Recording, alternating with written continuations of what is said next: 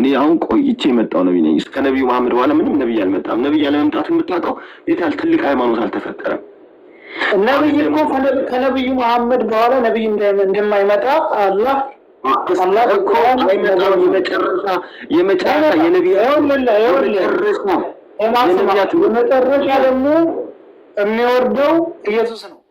የመጨረሻ አንተ አይደለም። አይመጣም። ኢየሱስ ማን አይመጣም? ኢየሱስ ይመጣል። አልሞተም። ኢየሱስ አልሞተም። ይመጣል። ኢየሱስ ይመጣል። ሀዊና ታዊ የሚባሉ ሁለት ልጆች ነበሩ። አንተ ማይም ኢየሱስ ይመጣል። ኢየሱስ ይመጣል። ነብዩ መሐመድ አላህ ወይም እግዚአብሔር ነግሯቸዋል። መጨረሻ ላይ ኢየሱስ ይመጣል ወይም ኢሳ ይመጣል ብሏቸው። ስለዚህ አንተ ኢሳ እንደሆንክ ንገረኝ። ደግሞ ኢሳ በጣም መልካም ናቸው ብለው እንዳንተ አይደለም። ኢሳ አይመጣም። ሰው የሞተ ሰው በድጋሚ አይመጣም። ሰው ነው።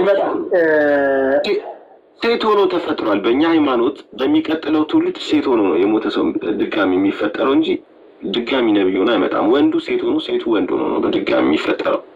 ለምሳሌ እኔ ከአሁን በፊት ህንድ ውስጥ ሴት ሆኜ ተፈጥሮ ነበር። ኢየሱስም ደግሞ በሚቀጥለው ህይወቱ አይሻን ሆኖ ተፈጥሮ። ከኢሳ በፊት ሙሳ ነብይ ናቸው። ሙሴ ለማን ህዝብ ነው የተላኩት?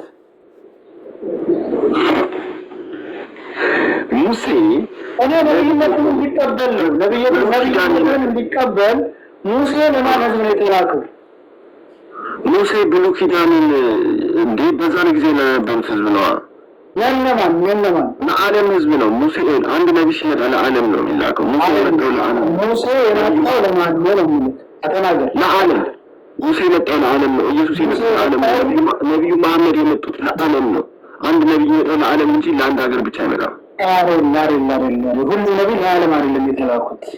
ለዓለም ነው የተላኩት። ሙሴ ለማን ነው የተላከው?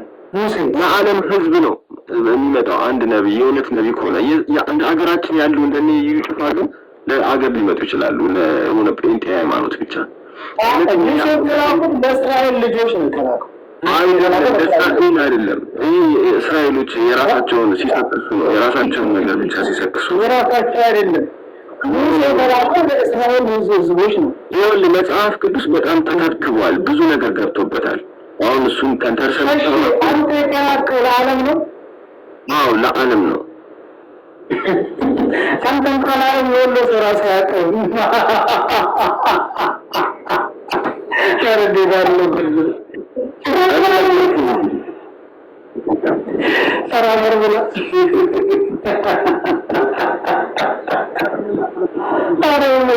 ዛሬ ለዛ አዲስ አበባ ክፍለ ከተማ እንኳ አቁም ለምን ላይ ቆንጆ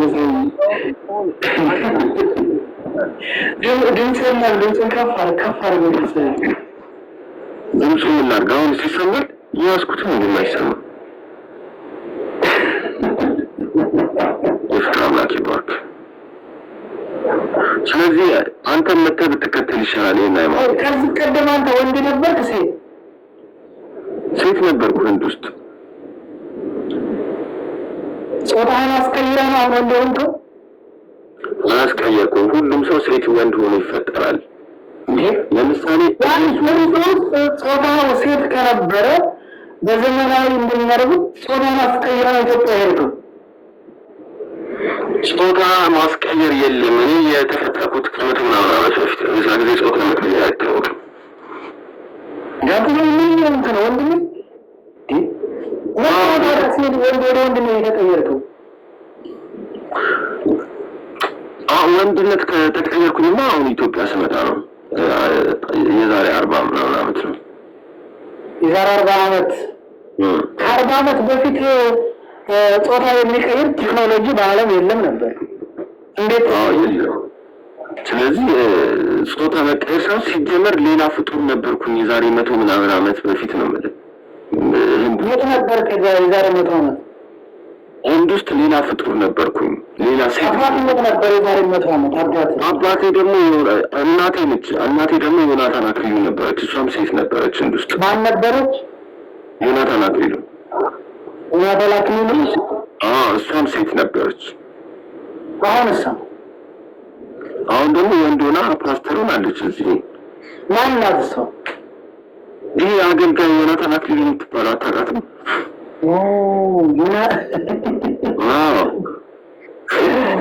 እንደዛ ዛሬ ነው ወይ እንዴት አለ ነገር ነው።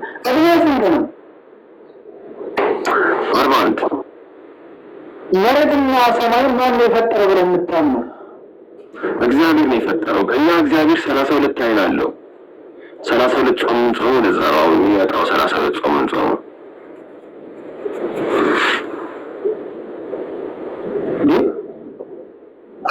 አልገባኝም። 32 አይን ያለው እግዚአብሔር ነው። በእኛ እግዚአብሔር ይበላል አይበላም? እግዚአብሔር አይበላም፣ ግን አይኑን ብቻ ነው ያሳየኝ።